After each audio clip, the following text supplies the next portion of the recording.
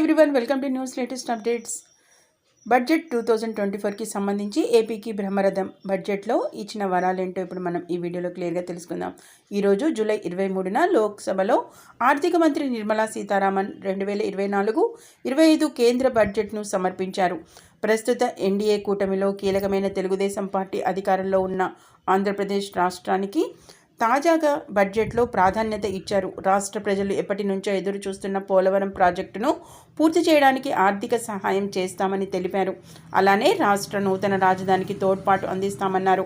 బడ్జెట్లో ఆంధ్రప్రదేశ్కి సంబంధించి ఆర్థిక మంత్రి చేసిన ప్రకటనలేంటో మనం ఈ వీడియోలో తెలుసుకుందాం.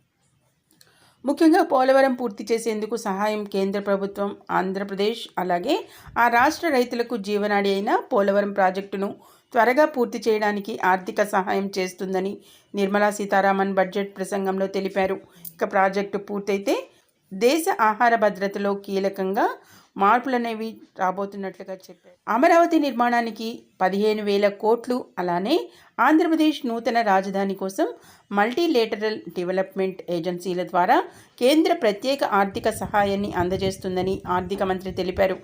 రాష్ట్రం అమరావతిని మోడల్ రాజధానిగా తీర్చిదిద్దాలని భావిస్తోందని, ప్రస్తుత ఆర్థిక సంవత్సరంలో 15,000 కోట్లు అందజేస్తామని హామీ ఇచ్చారు నిర్మలా సీతారామన్. ఇక పారిశ్రామిక అభివృద్ధికి అదనంగా నిధులు ఆంధ్రప్రదేశ్ రీఆర్గనైజేషన్ యాక్ట్ ప్రకారం పారిశ్రామిక అభివృద్ధికి కేంద్రం సహకారం అందిస్తుంది. నీరు, విద్యుత్, రోడ్లు వంటి ప్రాథమిక మౌలిక సదుపాయాలకు మద్దతు ఇవ్వడానికి నిధులు కేటాయిస్తుంది. డెవలప్మెంట్ ప్రాజెక్టులకు క్యాపిటల్ ఎక్స్పెండిచర్ కోసం అదనపు కేటాయింపులు జరుగుతాయని ఆమె తెలిపారు. విశాఖ, చెన్నై, ఓర్వకల్లు, బెంగుళూరు మధ్య ఏర్పాటు చేయబోయే ఇండస్ట్రీ కారిడార్లకు నిధులు ఇస్తామని ప్రకటించారు. ఆంధ్రప్రదేశ్లోని 3 జిల్లాలకు బ్యాక్వర్డ్ రీజియన్ గ్రాంట్ను అందజేస్తామని సీతారామన్ ప్రకటించారు. ఆంధ్రప్రదేశ్తో పాటు బీహార్, జార్ఖండ్, పశ్చిమ బెంగాల్, ఒడిశా సర్వతోముఖాభివృద్ధికి కేంద్రం పూర్వోదయ ప్రణాళికను కూడా అందించబోతున్నట్లుగా తెలిపారు.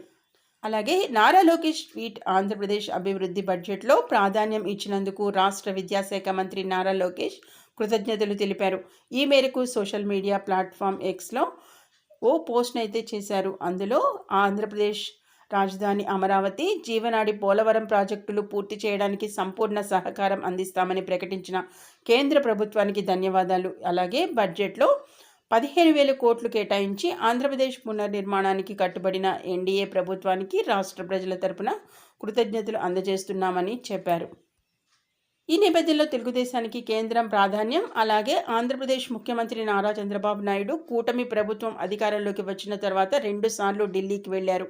వివిధ కేంద్ర మంత్రుల్ని కలిసి రాష్ట్ర పరిస్థితులు, అవసరాలు వెల్లడించారు. ఏపీకి సహాయం చేయాలని కోరారు. అలాగే బడ్జెట్లో ఆంధ్రప్రదేశ్కు ఎక్కువ కేటాయింపులు ఉండేలా చూడాలని, అమరావతి, పోలవరం ప్రాజెక్టులకు నిధులు కేటాయించాలని అభ్యర్థించారు. ఎన్డీఏ ప్రభుత్వం కూడా కూటమి పార్టీకి ప్రాధాన్యం ఇచ్చింది. కీలక ప్రాజెక్టులు పూర్తి చేయడంలో సహకరిస్తామని హామీ ఇచ్చింది.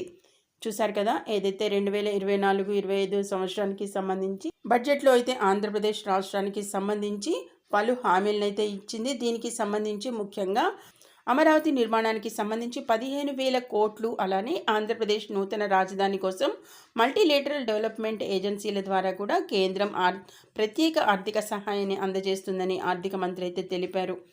అలానే పోలవరం పూర్తి చేసేందుకు సహాయం కేంద్ర ప్రభుత్వం ఆంధ్రప్రదేశ్ ఆ రాష్ట్ర రైతులకు జీవనాడి అయిన పోలవరం ప్రాజెక్టును త్వరగా పూర్తి చేయడానికి ఆర్థిక సహాయం చేస్తుందని నిర్మలా సీతారామన్ బడ్జెట్ ప్రసంగంలో అయితే తెలిపారు. ఈ నేపథ్యంలో రైతులకు, అలాగే అమరావతిలో నివసిస్తున్న వారికి కాకుండా ఆంధ్రప్రదేశ్ మొత్తానికి సంబంధించి ఈ రాష్ట్ర ప్రజలకైతే ఒక గుర్తింపుగా అమరావతి అయితే రాజధానిగా పునర్నిర్మాణం కాబోతోంది. దీనికి సంబంధించి బడ్జెట్లో అయితే ఇక పెద్ద మొత్తంలో మనకైతే 15,000 కోట్లు రాబోతున్నట్లుగా ఈ నిర్మాణానికి సంబంధించి రావడం అనేది అమరావతి ప్రజలకే కాకుండా ఆంధ్రప్రదేశ్లోని ప్రతి ఒక్కరికైతే ఇది పెద్ద గుడ్ న్యూస్గా అయితే చెప్పుకోవచ్చు ఫ్రెండ్స్. ఇది మెయిన్ ముఖ్యంగా మనకి బడ్జెట్లో ఆంధ్రప్రదేశ్ రాష్ట్రానికి సంబంధించి కేటాయింపు జరిగిన బడ్జెట్ అన్నమాట.